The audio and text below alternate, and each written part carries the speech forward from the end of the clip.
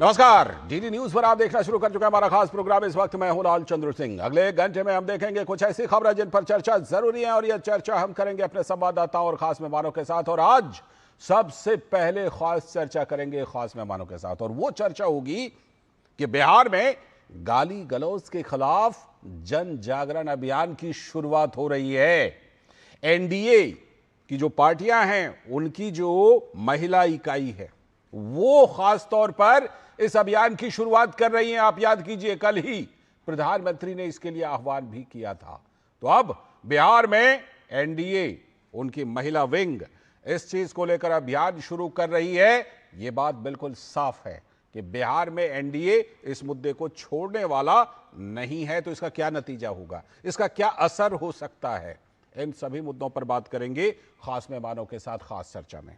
और इसके बाद आज बात करेंगे कि कर्नाटक कांग्रेस नेता के कैसे कैसे बोल बिगड़ रहे हैं। वैसे कोई पहला मामला नहीं है, पहले भी बहुत इस तरह के बयान आए हैं कर्नाटक कांग्रेस के नेताओं के, लेकिन जो ताजा बयान है वो क्या है और कितना आपत्तिजनक है, उस पर भी हम चर्चा करेंगे, बात करेंगे। और इसके बाद आज बात करेंगे कि तमिलनाडु के जो मुख्यमंत्री एमके स्टालिन हैं, उनके बेटे उदयनिधि स्टालिन, वो वहां पर उप मुख्यमंत्री हैं। तो वो हेट स्पीच पर उपदेश दे रहे हैं। वो कह रहे हैं कि देश में अल्पसंख्यकों के खिलाफ सोशल मीडिया पर हेट स्पीच बढ़ गई है इन दिनों। ये वही उदयनिधि स्टालिन हैं जिन्होंने सनातन के खिलाफ ना जाने कितने जहर उगले हैं, और वो अब हेट स्पीच पर सेलेक्टिव उपदेश दे रहे हैं, और वो भी उनको अपने बयानों पर कोई अफसोस नहीं है। तो इस पर भी करेंगे बात, होंगे तमाम सवाल जवाब। लेकिन सबसे पहले इस वक्त की हेडलाइंस। सेमिकॉन इंडिया 2025 के दूसरे दिन आज प्रधानमंत्री नरेंद्र मोदी ने प्रदर्शनी का किया अवलोकन। सम्मेलन में 4 सत्रों का आयोजन।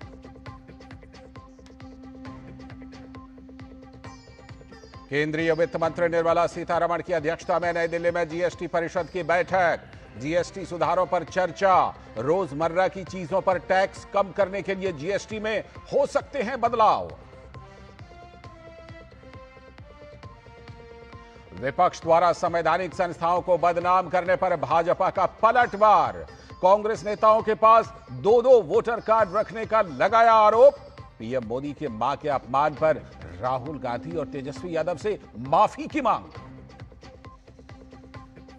बिहार में एनडीए दलों के महिला मोर्चा ने गाली गलौज के खिलाफ छेड़ा जन चेतना अभियान। पीएम मोदी के कल के संदेश के बाद बिहार में महिलाओं ने इस अभियान में जताई है प्रतिबद्धता।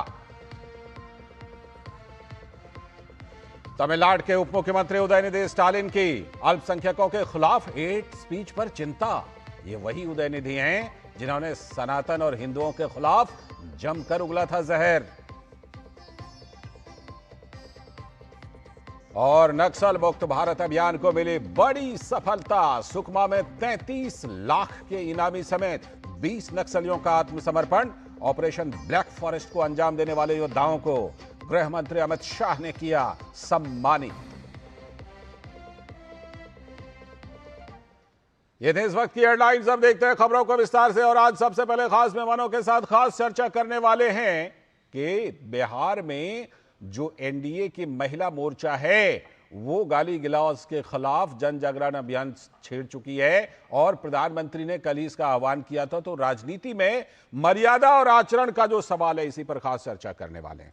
वोट अधिकार यात्रा, जो वोटर अधिकार यात्रा था राहुल गांधी की, राहुल गांधी अमर्यादित भाषा को लेकर सबसे ज्यादा चर्चित रहने वाले नेता के तौर पर शुमार अब किए जाने लगे हैं। चुनाव से पहले वोट चोरी का मुद्दा बनाकर जब महागठबंधन के नेताओं ने पीएम मोदी के खिलाफ अपशब्दों का इस्तेमाल करते हुए मंच से गाली गलौज तक कर दिया, लेकिन बिहार में लोगों ने इसे मर्यादा और परंपरा के विरुद्ध माना है। विरोध का यह तरीका लोकतंत्र में स्वीकार्य नहीं हो सकता, यह भी लोगों ने जता दिया है। तो बीजेपी महिला मोर्चा ने 4 सितंबर को यानी कल ही बिहार बंद का आह्वान किया है, और साथ ही एनडीए घटक दलों की महिला मोर्चा ने सामाजिक और राजनीतिक मर्यादा में गाली गलौज की बढ़ती संस्कृति के खिलाफ जनसंपर्क अभियान चलाने का निर्णय लिया है। पीएम मोदी ने 2022 में ही लाल किले से मां बहन के गाली गलौज के खिलाफ सामाजिक चेतना जगाने का आह्वान किया था। उन्होंने उस समय कहा था, ये एक मां और उनके बच्चों के अस्तित्व पर हमले की कोशिश होती है। और कल बिहार राज्य जीविका निदेशक सहकारी संघ लिमिटेड का वर्चुअल माध्यम से शुभारंभ करते हुए पीएम मोदी ने कहा था कि भारत के विकास का एक बड़ा आधार महिलाओं का सशक्तिकरण है और महिलाओं को सशक्त बनाने के लिए यह आवश्यक है कि उनके जीवन से सभी प्रकार की कठिनाइयां दूर हों। इस कार्यक्रम को लाखों जीविका दीदी को संबोधित करते हुए पीएम मोदी ने बिहार की मातृशक्ति की परंपरा और संस्कृति को याद किया, लेकिन उनके दिल का दर्द भी छलका, जिसमें उनकी माताश्री को बिहार की कांग्रेस और आरजेडी की जनसभा में गाली दी गई थी।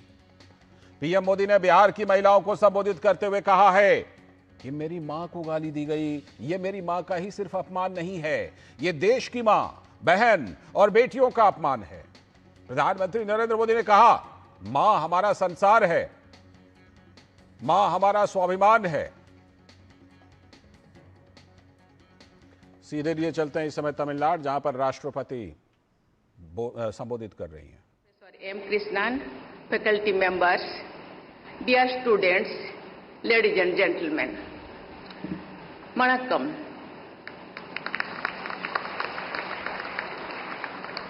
I am happy to be here today at the convocation ceremony of the Central University of Tamil Nadu.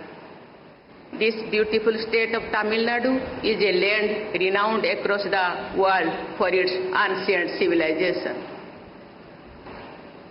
Tiruvarur is also known for its rich cultural heritage. I congratulate all the students, especially the medal winners, as well as their parents and teachers on this occasion. For students and their families, it is an unforgettable day. What they have achieved today is the culmination of years of hard work, and it will form the foundation of their careers ahead.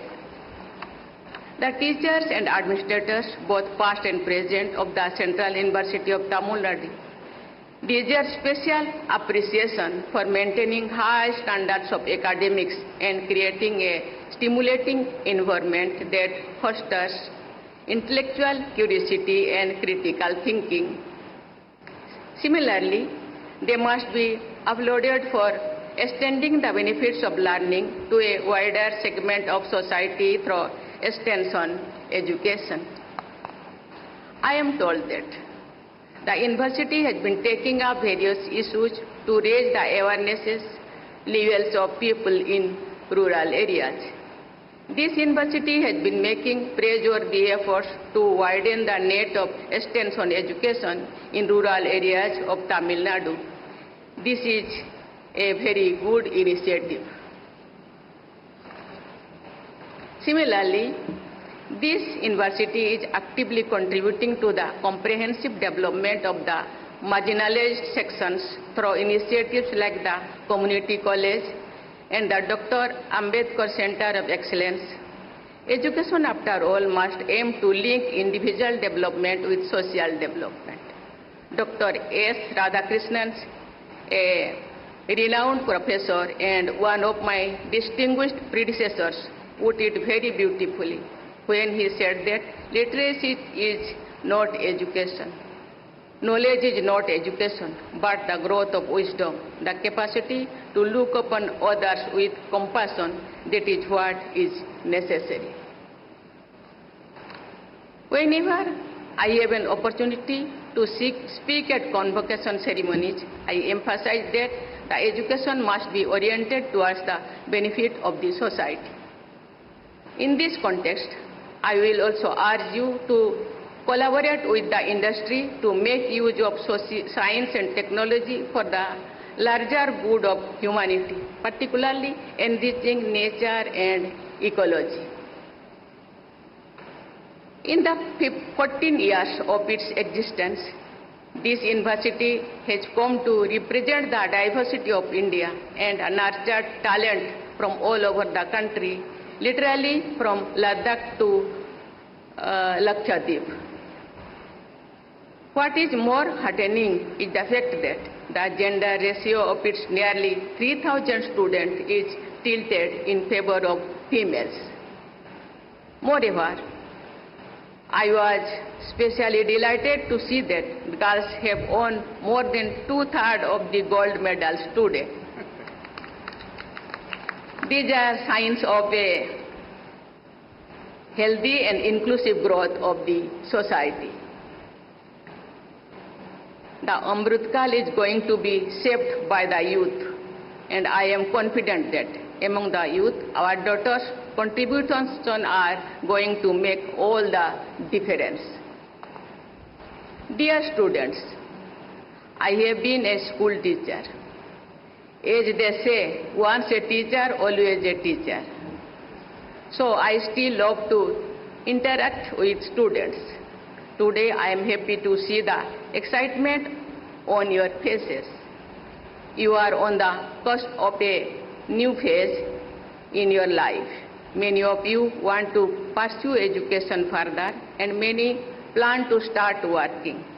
You have dreamed about your careers and about your life ahead. On today's memorable occasion, let me share a few points for you to think over. Even for those whose formal studies are getting completed today, it is worth remembering that being a student is a lifelong affair. Mahatma Gandhi, for example, remained a student of all his life, learning language like Tamil and Bangla, scriptures like the Gita, and skills like making sandals and spinning of chakra, and so on. The list is practically endless in his case. Gandhiji remained exceptionally alert and active till his very last day. You should keep the sense of wonder alive and remain curious. This will promote continuous learning. Continuous learning will keep your skills always in demand. In India, we have great and ancient traditions that sought knowledge for the sake of knowledge. In today's digital age, you are in the enviable position of having so many learning resources available to you. It is far easier for you to rediscover our rich legacy that is what for any previous generations. This is at the heart of the national education policy. It brings together the best of traditions and modernity. Even the more practical-minded among you, my advice is keep learning. In the last couple of decades, the internet revolution has transformed our world in such a way that many new professions which we had never imagined have come up. Artificial intelligence and Industrial Revolution 4.0 will further change the work culture. In such a dynamic environment, those who can adapt and learn new skills will become leaders of change. It is also worth being mindful of what it means to be a citizen of this great nation. It is a score of pride and confidence. It also places great responsibilities on you. You are part of a society that has contributed to your achievement today.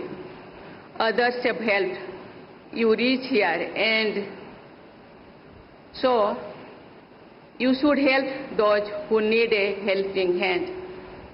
That is how a society progresses and a nation grows. Your university's stated mission is to build a strong character and nurture a value-based, transparent work ethics. I hope you will extend that ethical aspect from work to the rest of life.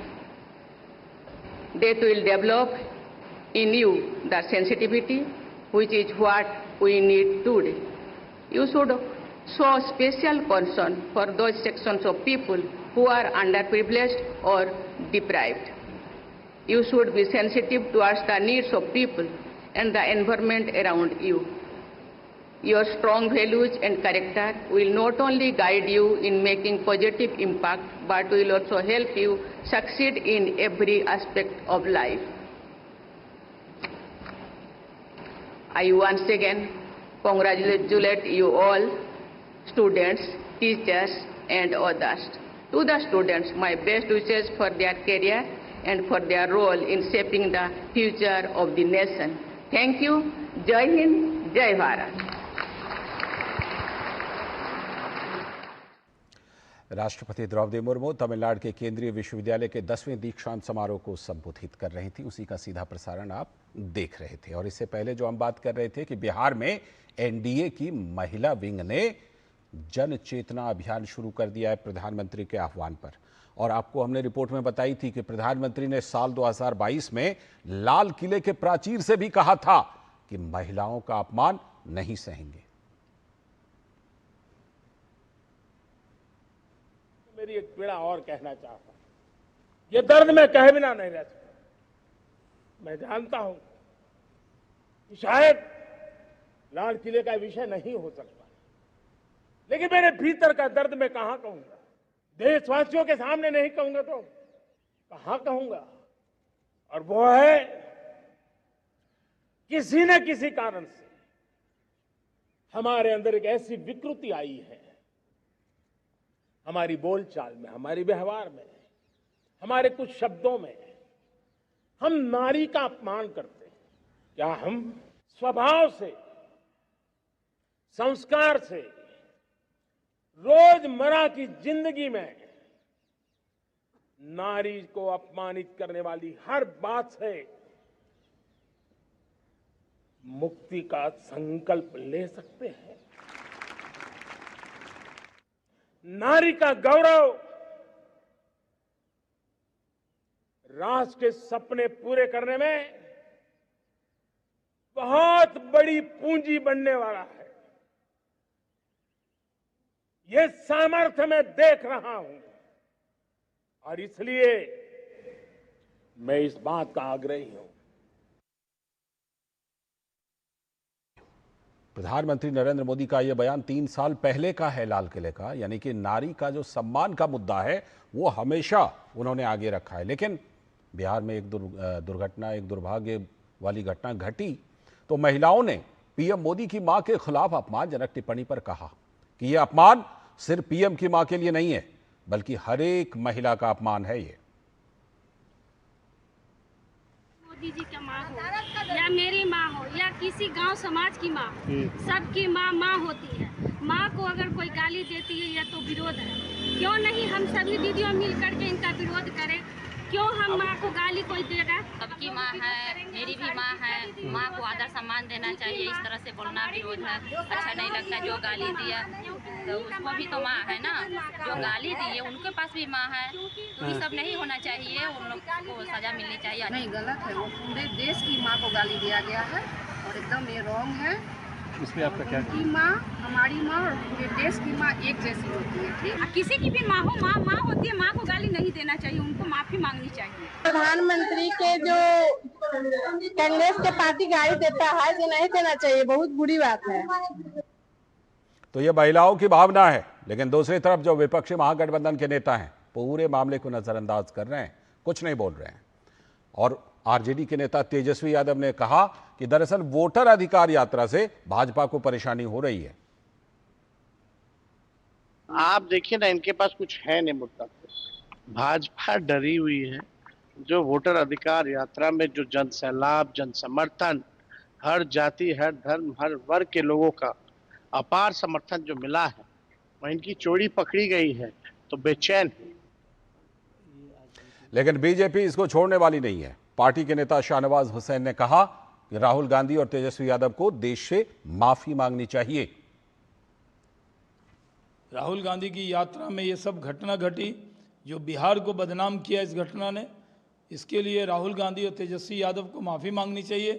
लेकिन कांग्रेस के नेता बेशर्मी के साथ उस गाली को defend कर रहे हैं, तरह तरह के तर्क दे रहे हैं, जस्टिफाइड कर रहे हैं।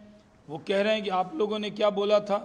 अरे भाई, कोई भी गाली अगर बोली गई है तो उसकी निंदा करनी चाहिए। लेकिन राहुल गांधी और तेजस्वी यादव ने एक बार भी माफ़ी नहीं मांगी है, उनको माफ़ी मांगनी चाहिए। तो बीजेपी इस मुद्दे को छोड़ने वाली नहीं है, और क्या कुछ आगे चलकर इस मुद्दे पर होने वाला है, इसका क्या असर होने वाला है और कितना बड़ा मुद्दा है, इसी पर खास चर्चा खास मेहमानों के साथ। हमारे साथ जुड़ रहे हैं डॉक्टर प्रीति शेखर जी, भारतीय जनता पार्टी की प्रवक्ता, बहुत बहुत स्वागत प्रीति जी। संदीप त्रिपाठी जी, कांग्रेस के नेता, स्वागत संदीप जी। साथ में हमारे साथ हमारे सलाहकार संपादक विनोद मिश्र जी भी स्टूडियो में जुड़े हुए हैं, और मधुरेश नारायण हमारे संवाददाता पटना से जुड़े हुए हैं। पहले मधुरेश के पास ही मैं चलता हूं। मधुरेश, क्या कुछ कार्यक्रम है एनडीए की महिला विंग का, और क्या आज इसी मामले को लेकर भारतीय जनता पार्टी की भी वहां पर कोई बैठक चल रही है क्या?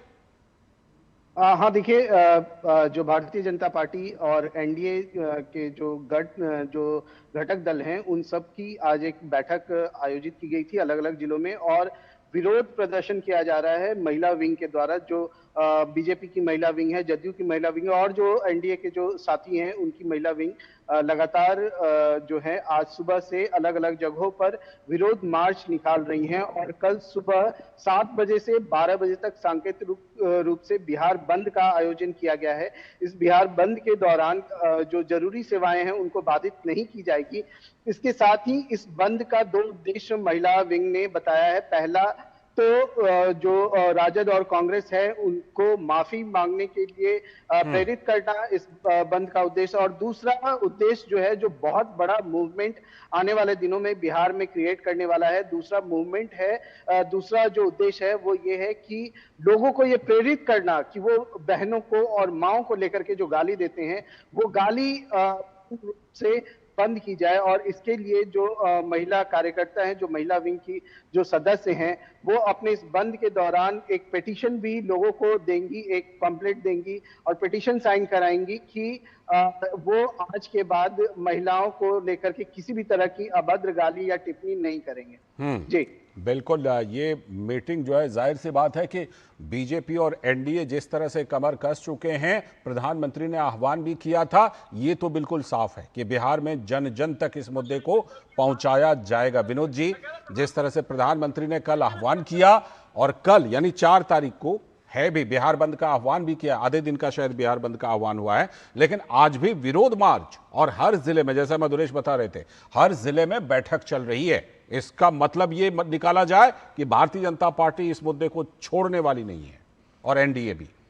लाल जी, अभी सबसे बड़ी बात तो ये है कि प्राइम मिनिस्टर मोदी को बोले हुए मुझे लगता है 26-27 घंटा हो गए, और अभी तक आपने नेशनल पार्टी में, अगर आप कांग्रेस पार्टी को देखें या आरजेडी को देखें, किसी भी पार्टी की तरफ से कोई एक माफी और इसका गिल्टी फील जैसा कुछ आपने नहीं सुना। ईगो का प्रॉब्लम बना लिया ना सर, आप कई दिनों पहले की घटना है। कल से सुन रहा हूं, मैं प्रियंका गांधी को देख रहा था, आप बड़े लीडर जो उनके हैं, सारे प्रवक्ता हैं, किसी ने इस बात की भर्त्सना नहीं की कि एक प्राइम मिनिस्टर मोदी के माँ के नाम से जो गाली है वो एक समाज को कितना, बिहार में खास करके बिहार के समाज और बिहारियों को किस तरह से आपने अपमानित किया है। जिस लोकतंत्र में मर्यादा और आचरण की बात कर रहे हैं, और जब आप लोकतंत्र की बात करते हैं तो बिहार उसकी जननी है लोकतंत्र की, और उस लोकतंत्र में आप मर्यादा को तार तार करते हुए प्राइम मिनिस्टर के लिए तू तराक की बात करते हैं, चोर चोर की बात करते करते आपने ऐसे ये 16 दिन का वोट अधिकार यात्रा शुरू किया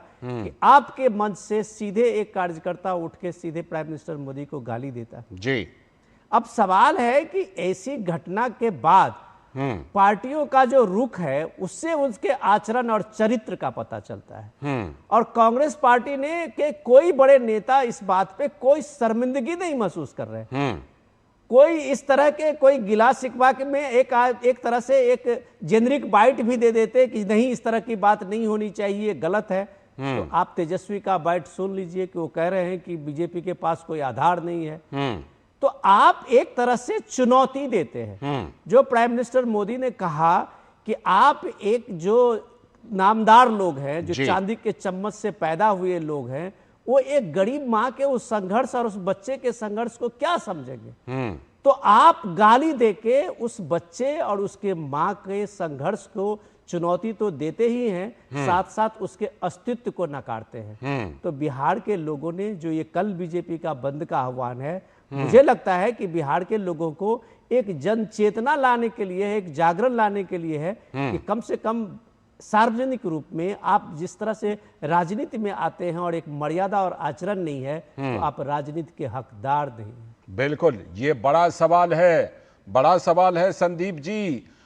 एक तो इस घटना को कई दिन बीत चुके हैं और किसी ने इस पर अफसोस तक, या माफी तो छोड़िए, किसी बड़े नेता ने अफसोस तक जाहिर नहीं किया है। और दूसरी बात ये, प्रधानमंत्री ने कल इस मुद्दे को उठाया है और उस बात को भी 24 घंटे से ज्यादा हो चुके हैं और बाकी सारी बातें हो रही हैं, यहां तक कि एटम बम, हाइड्रोजन बम सब हो रहा है, लेकिन उस मुद्दे पर मुंह खोलने के लिए तैयार नहीं है। यह मामला भारी पड़ सकता है संदीप जी।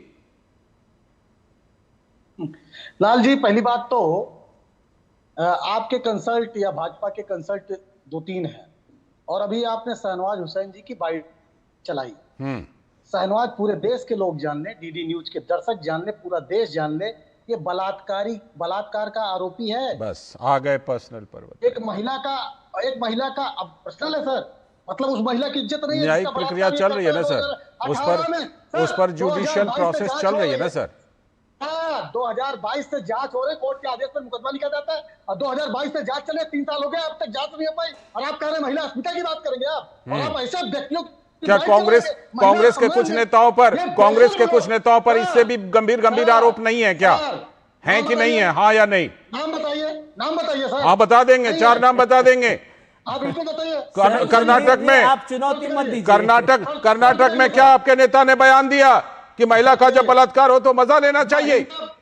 आप देखिए सर, राजस्थान में विधानसभा अध्यक्ष ने क्या कहा था? बात एक बलात्कार का आरोपी सर आपके चैनल पर महिला अस्मिता पर आकर बयान और डीडी नैना साहनी हत्याकांड अच्छी तरह से याद है मुझे, संदीप त्रिपाठी जी। नैना साहनी हत्याकांड अच्छी तरह याद है और भी बहुत सारे हैं, मत गिनवाइए ये सब। हजारों घटनाएं बता दे, हम किसी का समर्थन नहीं करते, बाइक नहीं चलवाते सर। उसी तरह से कोई भी बलात्कार का समर्थन नहीं करता। आप गलत राह पे जाल रहे हैं, आप फंस जाएंगे। मुद्दे पर आइए। प्रधानमंत्री नरेंद्र मोदी की मां को गाली गलौज दिया गया आपके मंच से। अरे आप फंस जाएंगे, मैं कह रहा हूं। आप अपने बयान से, आप अपने मुद्दे से बाहर निकलिए। सुनिए आपको जो मैं बता रहा हूं, आप अपने बयान से बाहर निकलिए। सुनिए, आप क्या पर्सनल अटैक का मामला क्या है? शाहनवाज हुसैन पर पर्सनल आरोप है, वो न्यायिक प्रक्रिया का सामना कर रहे हैं ना संदीप जी? आप आगे बढ़िए, ये फंसा रहे, ये कर रहे हैं कि नहीं न्यायिक प्रक्रिया का सामना? बताइए मुझे। सुनिए ना सर, सुन लीजिए। 3 दिन पहले आपके चैनल पर डीडी न्यूज पर अशोक श्रीवास्तव जी के साथ एक कार्यक्रम करता हूँ इसी मुद्दे पर। ठीक है। उसके बाद उसका एक वीडियो महागठबंधन करके एक जो है बनाया हुआ है आईडी, फेसबुक आईडी, और उस आईडी में वीडियो डाला जाता है मुझको। अभी पिटिशनर की बात हो रही महिलाओं की, मेरी मामा नहीं है, मैं गाली कहिए तो सुनाऊं। कितनी माँ, ये बड़ो काट, क्या हजारों, 1003 गालियां लिखी हुई है। 1000। वो किसने दी है गाली? आप उसके लिए क्या बीजेपी को या किसी दूसरे को आप जिम्मेदार ठहराएंगे? ये नकारे निकम्मों की सरकारें कार्रवाई कर रहे हैं सर। किसकी? गजब है। प्रधानमंत्री को कितनी गालियां सोशल मीडिया पर लिखी हुई है बताऊं मैं? इस देश के प्रधानमंत्री के लिए भी कितनी गालियां सोशल मीडिया पर है? लाल जी, ये आप मुद्दा को डाइवर्ट नहीं कीजिए। नहीं संदीप जी आपसे रिक्वेस्ट है कि मुद्दे को डाइवर्ट नहीं कीजिए, मुद्दे पर आइए। सर डाइवर्ट नहीं कर रहा। दुर्भाग्य की यही बात सर, आज एक ऐसा माहौल जब से आए हैं 14 के बाद, एक ऐसा जहर घोला है इस समाज में कि आप पक्ष विपक्ष और प्रधानमंत्री को आप बता रहे कि सोशल मीडिया पे गाली लिखी जाए। तो क्या 11 साल में इससे निपटने के लिए सरकार ने क्या किया? ठीक है, सवाल ये है ना। ठीक है, आप बीजेपी से सवाल पूछ रहे हैं तो बीजेपी जवाब देगी, बीजेपी ही जवाब देगी। दूसरी चीज सर। ठीक है, मैं बिल्कुल पूछूंगा, क्यों नहीं पूछूंगा। बीजेपी प्रवक्ता को इसीलिए तो बुलाया है। बोलिए डॉक्टर प्रीति शेखर जी। डॉक्टर प्रीति शेखर जी आप ही के ऊपर जिम्मेदारी डाल रहे हैं। त्रिपाठी जी, संदीप जी आपको आप ही के ऊपर जिम्मेदारी डाल रहे हैं, कह रहे हैं कि नहीं हमारी जिम्मेदारी नहीं बनती। लालचंद्र सिंह जी, ये कांग्रेस के लोग शुरू से ही अपनी गलती को दूसरे पर थोपते हैं और उसका ठीकरा दूसरों पर। अब जवाब सुन लीजिए संदीप जी, प्रीति जी बोल रही हैं। अभी ये सुनेंगे नहीं, आपने प्रश्न क्या कहा था और इनका जवाब क्या है। मैं वही कह रहा था कि डाइवर्ट ना कीजिए। कैसे विषयांतर होते हैं जी। बात है एक माँ के ऊपर गाली की, और जिस कांग्रेस ने कभी माँ का सम्मान किसी रूप में नहीं किया, उनके प्रवक्ता आज बैठ के कौन सा प्रवचन झाड़ रहे हैं यहाँ पर। आज जबकि केंद्र की सरकार नरेंद्र मोदी जी के नेतृत्व में बनी, तो महिलाओं का सम्मान किन किन रूपों में हुआ है, मैं थोड़ा बखान करना चाहूंगी। उनके पास एक इज्जत घर से उनको नवाजा गया। उनके जो घरों में शौचालय नहीं थे, वो बाहर जाती थी शौच के लिए, वही कांग्रेस की देन थी, जहां पर महिलाओं को घर से बाहर शौच के लिए जाना पड़ता था। उनको छत उनके सर पर नसीब नहीं थी, उनको प्रधानमंत्री आवास योजना का लाभ दिया गया।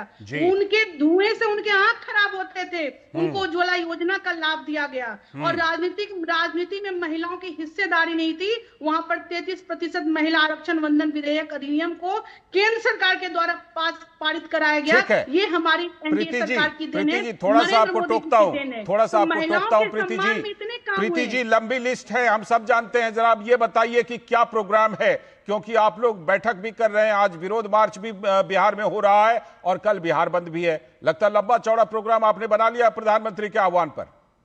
बिल्कुल, ये आवश्यक हो जाता है ऐसा कार्यक्रम, जब कोई बिहार की धरती से कोई भी माँ को, माँ मेरी आपकी किसी की माँ हो, भले वो दिवंगत आत्मा है और प्रधानमंत्री नरेंद्र मोदी जी की माँ है, लेकिन भरे मन से, राजनीतिक मन से जब किसी की माँ बहन को, किसी को माँ बहन की गालियां दी जाए, तो ऐसे प्रतिरोध आवश्यक हो जाते हैं। और एनडीए की सभी मातृशक्तियों ने कल बिहार बंद का आह्वान किया है, और इस बिहार बंद में किसी भी आवश्यक या आकस्मिक सेवाओं को बाधा नहीं पहुंचाया जाएगा। सुबह 7 से लेकर 12 बजे तक विरोध प्रदर्शन किया जाएगा, और इसलिए किया जा रहा है क्योंकि वो ये कांग्रेसी और जो ये इंडी अलायंस के लोग हैं, नेता हैं, वो आकर माफी मांगे। ठीक है, लौटता हूँ प्रीति जी आपके पास, लौटता हूँ, अभी लौटता हूँ।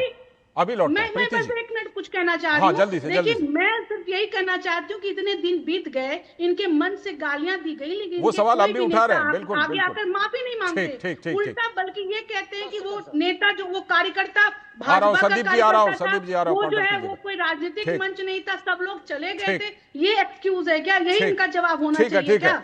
मैं लौटता हूं आपके पास प्रीति जी। मधुरेश, क्योंकि इस मुद्दे को हम उठा रहे थे, इस मुद्दे को फॉलो भी कर रहे हैं। कल रोहिणी आचार्य ने इस पर एक प्रतिक्रिया दी थी, लेकिन उनकी भी प्रतिक्रिया जो है वो उल्टा सवाल उठाने वाली है, और किसी की भी बड़ी प्रतिक्रिया मैंने नहीं देखी। क्या आरजेडी को और कांग्रेस को इस बात का, महागठबंधन को एहसास नहीं है कि यह मुद्दा बिहार की महिलाओं के लिए और बिहार के सभी लोगों के लिए कितना बड़ा हो सकता है?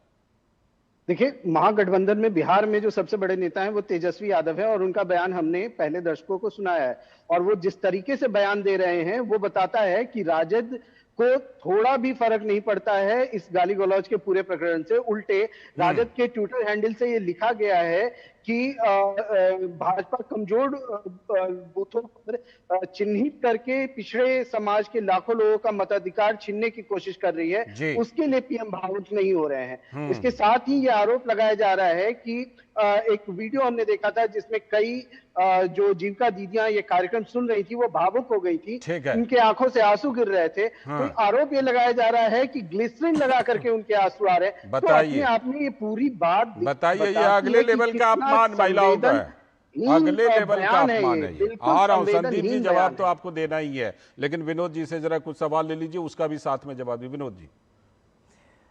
संदीप जी, मैं सुन रहा था, आप देखिए, जो एक राजनीति में हम लोग जो आज चर्चा कर रहे हैं, जो सीधे आचरण की, और उस आचरण में आप एक बड़े नेता हैं प्रयागराज से, तो आपके आचरण को भी लोग देख रहे हैं, इस बात को समझिएगा।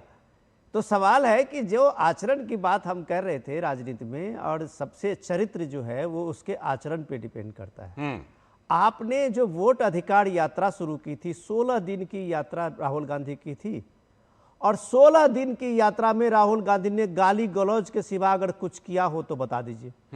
वोट चोर से करते करते आपने तू तराक एक प्राइम मिनिस्टर के लिए, 140 करोड़ देश के प्राइम मिनिस्टर के लिए तू तराक पे ही बात आप करते रहे पूरे सभा में, पूरे आप अपने यात्रा में।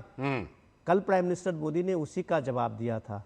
और पीएम ने जब कहा कि ये नामदार लोग, चांदी के चम्मच लेके पैदा होने वाले लोग क्या जानेंगे गरीब माँ का संघर्ष। और वो जो तू तराक किया भाषा कर रहे थे ना, राजनीति में निचले स्तर का, वो आपने जो शुरू किया था तू तराक, तो आपका कार्यकर्ता माँ बहन पे आ गया था। सवाल उससे इंपॉर्टेंट है, क्या आपकी वोट चोरी और ये वोट अधिकार यात्रा पूरे 16 दिन में क्या मैसेज लेके आया। आप जिसकी वोट चोरी कह रहे थे, आज बीजेपी के प्रवक्ता ने दिखा दिया कि आपके सबसे बड़े मीडिया सेल के जो इंचार्ज पवन खेड़ा हैं, उनके और उनकी पत्नी के 2-2 वोटर आई कार्ड है। कौन सी वोट चोरी? क्या एसआईआर नहीं हो? एक वाइफ हस्बैंड के पास 4 मताधिकार के वोटर आईडी कार्ड है, तो क्या इसकी चर्चा नहीं हो? क्या इसकी कोई जांच नहीं हो, पुनरीक्षण नहीं हो? आप पूरे पुनरीक्षण पे धता बताते हुए पूरे बिहार में क्या क्या नहीं आपने गंद फैलाया है। जी, ठीक है। लेकिन इसका जवाब ये है, सीधे आचरण पे है। बिहार को आप लोग या मीडिया परसेप्शन में जितना उज्जड मानते हैं, वो इतना राजनीति में शालीनता को छोड़ के बिहार कुछ भी नहीं पचा पाता। आपकी शालीनता और आपका चरित्र पहचाना गया है बिहार में। ठीक है, संदीप जी दीजिए जवाब। अब आपका टाइम आ गया, दीजिए जवाब। वोटर अधिकार यात्रा सर, अभी आपने कहा कि क्या लेकर आए हैं, हम ये लेकर आए हैं कि मोदी जी डर गए और किस तरीके से डाइवर्ट करने का काम कर रहे हैं अपनी मरी हुई माँ को, खुद ही गाली दिलाकर किस तरीके से मैदान में लाके खड़ा कर दिया। इससे ज्यादा क्या सबूत होगा सर? मतलब ये बताइए सर, हमारा मंच, हमने कार्यक्रम किया, हम निकल गए, अब उसके बाद मंच सर जनता का है, जनता ने गाली दी, जाइए ना आप उससे बात करिए। हमारा कार्यकर्ता, जनता ने कहाँ गाली दी है? तैयार है हम तो बहुत सर, अब बताइए ना, हमारा पार्टी का कार्यकर्ता है, माफी मांगने के आप कह दीजिए अलावा बाकी सारी क्यों मांग रहे? आप सुने, क्यों मांग ले भाई, क्यों मांग ले? मतलब भाजपा कार्यालय, ये देखिए अभी भी ये कह रहे हैं कि क्यों मांगे माफी। सीधे सीधे बोल रहे हैं, क्यों मांगे? माफी मांगने से छोटे हो जाएंगे क्या? माफी मांग लेने से छोटे हो जाएंगे? आपके मन से दिया गया है जी। माफी ये मांगे कि अपने ही लोगों से गाली दिलवाई। अड़ गए हैं भाई, अड़ गए हैं, बिल्कुल नहीं मांगने वाले हैं। बताइए, मंच आपका, झंडा आपका, आयोजन करता आपके नेता थे ना। जी बहुत बड़ा खुलासा, नाम सहित खुलासा कर रहा हूँ। बोलिए। जहां की ये घटना है सर, भाजपा का मीडिया सेल का जो अध्यक्ष है, उसका नाम है सर दिलसाद। उस दिलसाद ने इस पूरी घटना को जो है अंजाम देने में महत्वपूर्ण भूमिका अदा कराई। गोल घुमा रहे हैं। पहले कहा महाराष्ट्र के एक लड़के का फोटो लेकर आ गए थे। नहीं, आप घुमा रहे हैं गोल बिल्कुल। आप एकदम घुमाए जा रहे हैं, घुमाए क्या? अरे अच्छा ठीक है ना, तो पुलिस की जांच चल तो रही है, आ जाएगा सामने। फिलहाल मुझे यहीं पर वाइंड अप करना पड़ेगा, इस चर्चा को यहीं विराम देना पड़ेगा। शुक्रिया संदीप जी, शुक्रिया प्रीति जी जुड़ने के लिए, मधुरेश आपका भी और विनोद जी आपका भी जुड़ने के लिए बहुत बहुत शुक्रिया। अभी वक्त है इस वक्त में एक ब्रेक का, और ब्रेक के बाद जब लौटेंगे तो बात करेंगे कि बात सिर्फ बिहार की नहीं है, कर्नाटक से भी ऐसा मामला आया है, कांग्रेस के नेताओं के बोल बिगड़े हैं, करेंगे इस पर बात। अभी ब्रेक।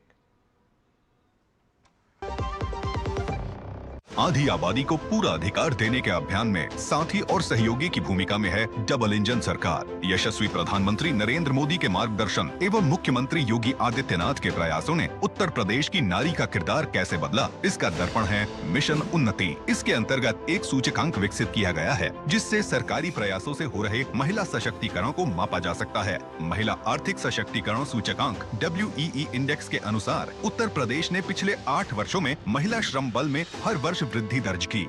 2017 के बाद हुए इस बदलाव का आधार बनी चुस्त दुरुस्त कानून व्यवस्था एवं मिशन शक्ति का विजन, जिसने महिलाओं को सुरक्षित बनाया, स्वावलंबन का मार्ग भी प्रशस्त किया। व्यवसाय, तकनीक एवं अन्य क्षेत्रों में महिलाओं के कौशल विकास और प्रशिक्षण से सरकारी नौकरियों में महिलाओं की संख्या में लगातार वृद्धि हुई।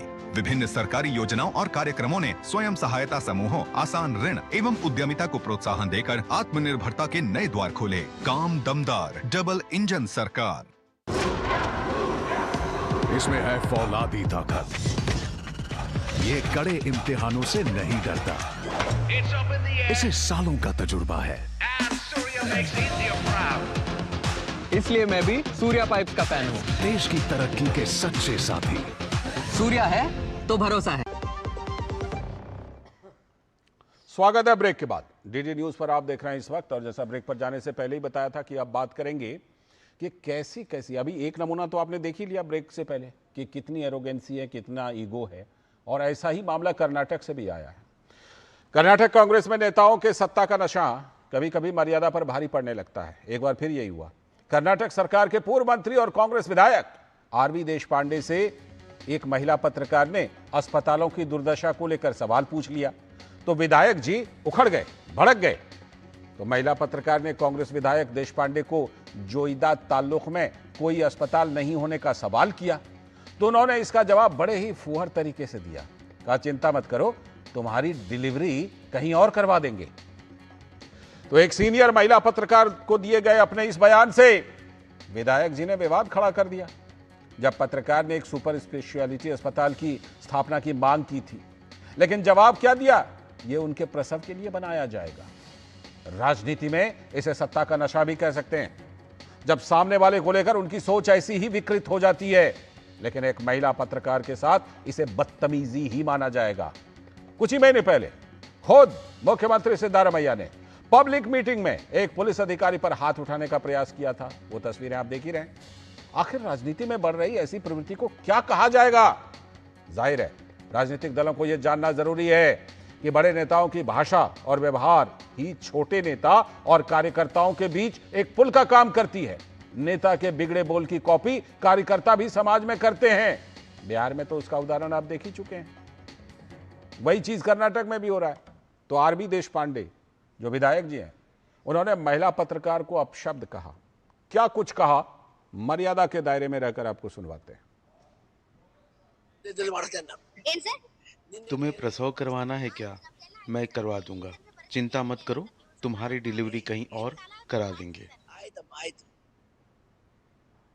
कन्नड़ में उन्होंने ये बात कही थी। हमने आपको उसका हिंदी रूपांतरण सुनवाया। आप जरा उनके आंखों के और उनके चेहरे के हाव भाव भी देखिए, कैसे बोला है, क्या बोला है। तो भाजपा के प्रवक्ता शहजाद पूनावाला ने कहा कि इस बयान से एक बार फिर कांग्रेस की महिला विरोधी मानसिकता सामने आ गई। महिला और पत्रकार के लिए कांग्रेस क्या सोच रखती है? ये सो कॉल्ड लड़की हूं लड़ सकती हूं वाली पार्टी नहीं है। ये है लड़की हूं तो गाली खा सकती हूं पार्टी। मतलब कि महिलाओं के साथ किस प्रकार का अत्याचार होता है और पत्रकारों को भी नहीं बख्शा जाता है, ये कांग्रेस बार बार प्रमाण देती है। और इस पर माफी मांगने के बदले कांग्रेस ब्रेजनली इसको डिफेंड करती है। माता जी को गाली दी, भारत माता को भी गाली दी, मोदी जी की माता जी को भी गाली दी। अभी तक माफी मांगी सोनिया गांधी, प्रियंका गांधी या राहुल गांधी ने? नहीं। अब प्रियंका वाड्रा से मैं पूछना चाहता हूं, आरवी देशपांडे जी के इस बयान पर आपका क्या स्टैंड है? क्या स्टैंड लेंगी वो? इसी प्रदेश के होम मिनिस्टर ने बोला रेप्स होते हैं, इंसिडेंट होते हैं। शांति धारीवाल ने बोला मर्दों का प्रदेश है, रेप होता रहेगा। इनके यहाँ पर जो केरला से एक एमएलए निकला, उसने क्या किया है महिलाओं के साथ, उसको सस्पेंड करना पड़ा। फिर उसके बाद सिमी रोजबेल जॉन ने कास्टिंग काउच का बताया। तो ये महिला विरोधी, मातृ विरोधी, नारी विरोधी पार्टी है। और इस मामले में बीजेपी की महिला मोर्चा की अध्यक्षा ने भी इसकी कड़ी निंदा की। A senior journalist in Karnataka asks a question about basic services about a hospital, a multi-speciality hospital, to a congressman, a 78-year-old congressman. The woman journalist is given a response that shows the arrogance and absolute demeaning behavior of the Congress party against women in Karnataka. He says, when you get pregnant, when you are going for delivery, for that time I will build a hospital, I will fix a hospital. This is the kind of behavior that we absolutely condemn. We must absolutely condemn, not just we as a political party, but society as a whole. तो BJP की कर्नाटक की जो महिला मोर्चा की अध्यक्षा हैं, उनको आप सुन रहे थे। उन्होंने कहा कि ये निश्चित तौर पर बहुत ही आपत्तिजनक है, महिलाओं का ये अपमान है। उन्होंने कांग्रेस पर आरोप लगाया कि कांग्रेस ऐसा ही करती है। हमारी संवाददाता बेंगलुरु से ज्योति जुड़ चुकी है हमारे साथ इस खबर पर और ज्यादा जानकारी के साथ। ज्योति, सबसे पहले तो मैं आपसे ये पूछना चाहूंगा, अभी हमने विधायक देशपांडे जी का बयान सुनवाया, ठीक है, कन्नड़ में वो बयान था तो हमने उसका हिंदी में ट्रांसलेशन करके सुनवाया, लेकिन उनके आंखों का, उनके चेहरे का जरा हाव भाव देखिए, जिसे कहते हैं ना कि एक बॉडी लैंग्वेज है ना, वो सारी चीजें कितनी ज्यादा आपत्तिजनक है। कैसे इस तरह का विधायक जी ने इस तरह का शर्मनाक बयान दिया ज्योति? लालचंद जी, जैसे आपने कहा, आरवी देशपांडे जो है कांग्रेस की बहुत सीनियर विधायक है उनको यहाँ की महिला पत्रकार तो राधा हिरेगौडर जी ने एक क्वेश्चन पूछा था कि यहाँ पे super speciality multi speciality hospital नहीं है। एज अ रेस्पॉन्सिबल विधायक एमएलए उनको ये ऐसा रिप्लाई शोभा नहीं देता है। उनका बॉडी लैंग्वेज में समझ में आता था कि उन्होंने कन्नड़ में कहा कि निनगे डिलीवरी आगिल्वा मार्चतेरी, मतलब आपको अगर प्रसव करवाना है, डिलीवरी करवाना है तो हम करवा देंगे। वो यहाँ पे मिनिस्टर भी रह चुके हैं, 8 बार यहाँ से हलियाल कॉन्स्टिट्यूएंसी से वहां से जीत चुके हैं, लेकिन इस सब के बावजूद एक रेस्पॉन्सिबल पीपल रिप्रेजेंटेटिव होकर उनको इस क्वेश्चन को ऐसा इररेस्पॉन्सिबल आंसर ऐसा नहीं देना था उनको। और मैं भी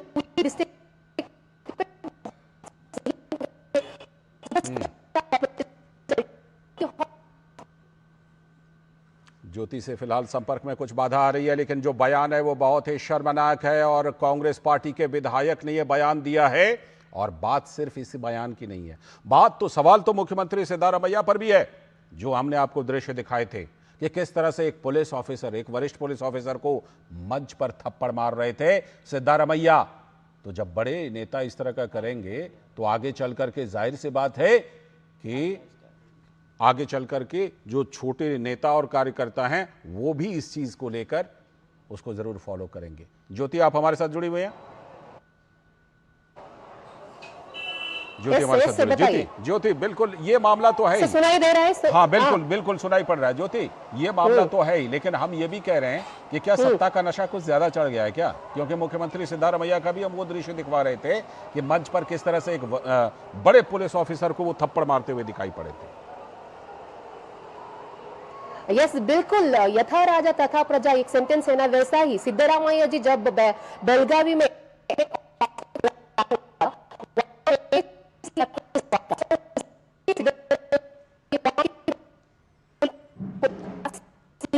एक बार फिर से लगता है कि कुछ दिक्कत आ रही है ज्योति से संपर्क में। हम जरूर जो है आगे चल करके भी इस मुद्दे पर बात करेंगे, लेकिन बात बिल्कुल आ गई वो ये है कि कहीं ना कहीं जो ज्योति कहना चाह रही थी कि जब मुख्यमंत्री उस तरह का व्यवहार करेंगे तो उनके मंत्री, उनके विधायक, कांग्रेस के कार्यकर्ता क्या करेंगे।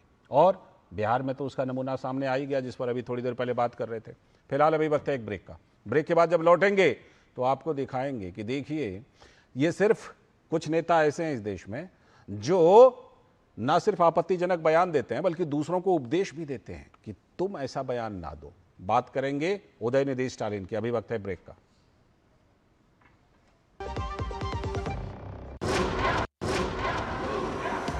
इसमें है फौलादी ताकत, ये कड़े इम्तिहानों से नहीं डरता, इसे सालों का तजुर्बा है।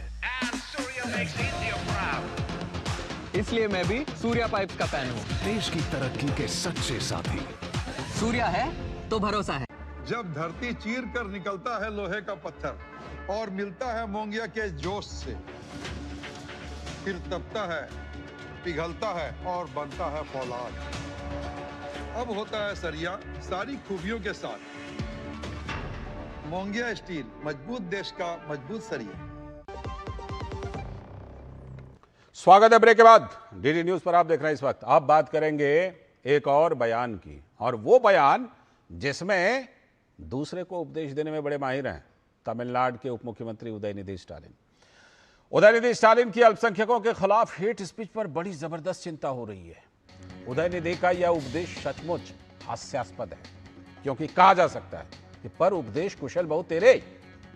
ये वही उदयनिधि है जिन्होंने सनातन और हिंदुओं के खिलाफ जमकर जहर उगला था। ये वही उदयनिधि हैं जो सनातन के खिलाफ हेट स्पीच देने में खुद धुरंधर हैं।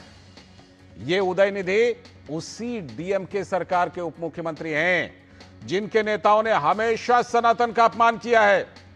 डीएमके के बड़े बड़े नेताओं ने सनातन को डेंगी, मलेरिया, वायरस, न जाने सब कुछ कहकर अपमानित किया है। उदयनिधि स्टालिन तमिलनाडु के मुख्यमंत्री एमके स्टालिन के पुत्र भी हैं। बहुसंख्यक हिंदू समाज पर दिए गए अपने हेट स्पीच को लेकर उदयनिधि को कोई अफसोस नहीं है। यानी कि हेट स्पीच में भी अलग अलग पैमाना है इनके लिए और अलग अलग चश्मा है। तो सवाल यह है कि राजनीति में आखिर अलग अलग चश्मे से हेट स्पीच को क्यों देखा जाता है? क्या सनातन और हिंदुओं का अपमान करने का इनको अधिकार है? और हेट स्पीच पर सिलेक्टिव होकर ज्ञान और उपदेश देने का अधिकार भी इनके पास है। तो हम ऐसा क्यों कह रहे हैं कि पर उपदेश कुशल बहु तेरे? जरा वो बयान सुनवाते हैं जो इन्हीं उदयनिधि स्टालिन ने दिया था। उप मुख्यमंत्री उदयनिधि ने हमेशा सनातन का अपमान किया और उस समय क्या कुछ कहा था, देखिए जरा आप भी। இந்த சனாதன ஒழிப்பு மாநாட்டில் வாழ்த்துறை வழங்கும் வாய்ப்பை தந்த இந்த மாநாட்டு ஏற்பாட்டு குழுவுக்கு முதற்க என்னுடைய வணக்கத்தையும் நன்றியும் நான் தெரிவித்துக் கொள்கின்றேன்। ये कितना बड़ा हेट स्पीच था, आज उदयनिधि इसे देख लेंगे तो पता चल जाएगा। ये उदयनिधि उसी डीएमके सरकार के उप मुख्यमंत्री हैं जिनके नेताओं ने हमेशा सनातन का अपमान किया है। डीएमके के बड़े बड़े नेताओं ने सनातन को डेंगू, मलेरिया, वायरस सब कुछ कहकर अपमानित किया है। और अब सीधे जुड़ते हैं अपने संवाददाता रितेश के साथ। रितेश हमारे साथ जुड़ चुके हैं। रितेश, ये बड़ा बिल्कुल एकदम बयानवीर जो कि बड़े बड़े बयान देते रहे हैं, डेंगू, मलेरिया, ना जाने क्या क्या कहते रहे। और सिर्फ बात उदयनिधि की नहीं है, डीएमके के बड़े बड़े नेताओं ने, चाहे ए राजा हो, दयानिधि मारन हो और बहुत सारे ऐसे उनके नेता, हमेशा अपमान किया है। और आज हेट स्पीच नाम की भी कोई चीज होती है, आज जाकर इनको समझ में आ रही है। देखिए, ये हमें क्यों ऐसा बयान, ऐसे बयान और आम तौर पर देखा जाए तो जितने डीएमके नेता हैं सबका कुछ न कुछ विवादित बयान सनातन धर्म को लेकर के आता है, उनके देवी देवताओं को लेकर के आता है। उसके पीछे क्या कारण है, क्या सोच हो सकती है जो कि ऐसे क्रूर विचार मन में आते हैं सनातन धर्म के प्रति, और कहा जाता है कि उसको मलेरिया है, वो कोरोना वायरस की तरह है, खत्म किया जाए। तो हमें इसके जड़ में जाना होगा और क्या है कि क्यों ऐसी सोच की उत्पत्ति हुई। और ये अभी का नहीं है, मैं अगर बताऊं कि तमिलनाडु में ये सोच जो है इसको बढ़े हुए करीबन सैकड़ों साल हो चुके हैं। बिल्कुल। और ये सोच और हाल में भी इस तरह के बयान बड़े बड़े दिए हैं, हाल में भी। और ये सोच, देखिए मैं एक ही चीज बताऊंगा कि एक विचारधारा बहुत पुराने समय से आई थी। ये 1916 की बात है, जब जस्टिस पार्टी की स्थापना हुई थी। उसमें पेरियार और कई अन्य वैसे समर्थक लोग थे जो सनातन धर्म से बिल्कुल थे। और लेकिन जिस तरह से कि हाल में, रितेश, जिस तरह हाल में सनातन को अपमान को लेकर ये वही उदयनिधि, खास तौर पर उस उदयनिधि की बात कर रहे हैं जिन्होंने खुद अपमान किया, आज उनको अगर ये दिखाई पड़ रहा है कि अल्पसंख्यकों के खिलाफ हेट स्पीच होता है, इसके जड़ में क्या है, इसके पीछे क्या मकसद है? देखिए, इसके पीछे मकसद यही है कि इनकी नीति दोहरी नीति है। ये धर्म और को लेकर के, रिलीजन को लेकर के जाते हैं या जात को लेकर के जाते हैं, तो कहीं ना कहीं अपना निजी स्वार्थ छिपा हो रहा है। इससे यही जाहिर होता है। क्यों? क्योंकि आप एक धर्म के प्रति संवेदना रखते हैं, एक धर्म के प्रति आपका झुकाव कुछ ज्यादा और आपका रवैया कुछ ज्यादा नर्म रहता है, लेकिन दूसरे धर्म के प्रति बड़े कड़ा रुख रखते हैं। ये आज से नहीं, और रूखा, कड़ा नहीं, हम इसे रूखा रुख कहेंगे कि रूखा रुख रहता है। तो ये ऐसा क्यों है? आप एक ही क्षेत्र में आते हैं, आपके क्षेत्र के ही वैसे लोग हैं जो आपके आसपास से जुड़े हुए लोग हैं, लेकिन ये दोहरा रवैया क्यों? ये एक बहुत बड़ी बात। और उसके पीछे का सबसे बड़ा कारण है कि सोच जस्टिस पार्टी, पेरियार। बिल्कुल रितेश, आप तो कह रहे हैं रूखा, मैं तो कहता हूं उससे भी बड़ा शब्द है नफरत का। क्योंकि इनके बयानों को अगर देख लें तो ये सनातन के प्रति सिर्फ रूखा व्यवहार नहीं रखते हैं, ये तो सनातन और हिंदुओं से नफरत वाले बयान देते हैं। क्यों विनोद जी, जिस तरह के बयान इनके रहे हैं, आज इनको नजर आ रहा है कि हेट स्पीच भी कोई चीज होती है, उतने बड़े बड़े नफरती बयान देने के बाद। देखिए लाल जी, 900 चूहे खाकर बिल्ली हज करने को चली। लाल जी, 2026 के असेंबली इलेक्शन के एक आप समझ सकते हैं कि उसके लिए उदयनिधि मारन, आज अगर उदयनिधि स्टालिन जी बात कर रहे हैं, उस बात को समझने की जरूरत है। और मुझे तो लगता है कि उदयनिधि के इस बदले बयान को लेके उनकी तारीफ होनी चाहिए कि उदयनिधि कह रहे हैं कि ये भारत में जो एक हेट स्पीच का जो ये चल पड़ा है सोशल मीडिया का, वो हेट स्पीच कहीं ना कहीं से घातक है और इसको रोका जाना चाहिए। लेकिन जब उदयनिधि इसमें जोड़ते हैं कि ये माइनॉरिटी के खिलाफ हो रहा है, तब वो पॉलिटिक्स शुरू करते हैं। बिल्कुल। और जब उदयनिधि को यही याद आपने बढ़िया अपने रिपोर्ट में दिलाया है कि 6 महीना पहले जब उदयनिधि एक तरह से कॉलेजों में, यूनिवर्सिटीज़ के कैंपस में सनातन को लेके और एक दुष्प्रचार का उन्होंने एक एजेंडा शुरू किया था जी। और सनातन को लेके वो क्या क्या नहीं बोल गए। लेकिन अगर उदयनिधि के चश्मे में वो हेट स्पीच नहीं है तो फिर ये जो हेट स्पीच आप जब कहते हैं कि ये माइनॉरिटी के खिलाफ ये हेट स्पीच है तो फिर आपकी बात लोग नहीं मानेंगे, लोग नहीं सुनेंगे। आप एक उप मुख्यमंत्री हैं स्टेट के, पिताजी आपके चीफ मिनिस्टर हैं, तो याद रखना होगा कि हेट स्पीच किसी के आप अलग अलग चश्मे से नहीं देख सकते। हेट स्पीच किसी भी कम्युनिटी के खिलाफ हो बिल्कुल तो वो हेट है। आप ये नहीं कर सकते कि आप हिंदुओं को गाली दो और दूसरे समाज को लेके जब कोई लोग रिएक्ट करे तो आप कहो ये हेट स्पीच है। ये नहीं होगा, इसके में आपकी बेईमानी पकड़ी जाएगी। तो ये बेईमानी इसलिए इनकी पकड़ी गई है, इसलिए रिएक्शन हो रहा है कि आप गलत कर रहे हैं और गलत तरीके से आप हेट स्पीच को परिभाषित कर रहे हैं। लाल जी बिल्कुल बिल्कुल, इसीलिए हम ये सवाल पूछ रहे थे कि आखिर क्या मकसद है? एक तरफ नफरत की हद को पार करना और दूसरी तरफ ये जो सहलाने का काम चलता है, जिसे अपीजमेंट कहते हैं, तुष्टीकरण कहते हैं, जरूर ये सब के पीछे यही है। इसीलिए इस तरह का उपदेश दिया जा रहा है और किनके द्वारा? उदयनिधि स्टालिन के द्वारा। न जाने कितने बयान है। फिलहाल बहुत बहुत शुक्रिया विनोद जी जोड़ने के लिए और इस खबर पर चर्चा करने के लिए। और इसी के साथ आज के इस वक्त में इतना ही। पूरी टीम को दीजिए अनुमति, लेकिन डीडी न्यूज पर खबरों और कार्यक्रमों का सिलसिला लगातार जारी है। नमस्कार।